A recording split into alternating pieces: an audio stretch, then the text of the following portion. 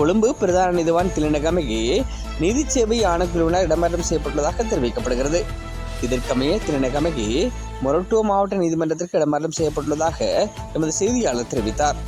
90 லட்சம் ரூபாய் லஞ்சம் பெற்ற சம்பவம் தொடர்பில் கைது செய்யப்பட்டு விளக்கமறியலில் வைக்கப்பட்டுள்ள மேல் மாகாண சபையின் முன்னாள் உறுப்பினர் சலோச்சனா கமகே உள்ளிட்ட 2 சந்தேக நபர்கள் தொடர்பிலான வழக்கை விசாரிப்பதற்கு மற்றொரு நீதிவானை நியமிக்குமாறு கொழும்பு மாவட்ட பிரதான நீதிவானாக கடமையாற்றிய திலனகமகே நேற்றைய தினம் நீதி சேவை ஆணைக்குழுவிற்கு எழுத்து மூலம் கோரிக்கை விடுத்திருந்தமை குறிப்பிடத்தக்கது. இதேவேளை லஞ்சம் பெற்ற சம்பவம் தொடர்பில் கைது செய்யப்பட்ட முன்னாள் மாகாண சபை உறுப்பினர் சலோச்சனா கமகே மற்றும் வர்த்தகர் ஆகியோர் எதிர்வரும் 6ஆம் தேதி வரை விளக்கமறியலில் வைக்கப்பட்டுள்ளனர்.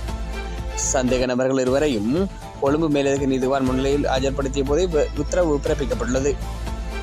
சலோச்சனா கமகே திலனகமகேவின் சகோதரர் என்பவர் குறிப்பிடத்தக்கது.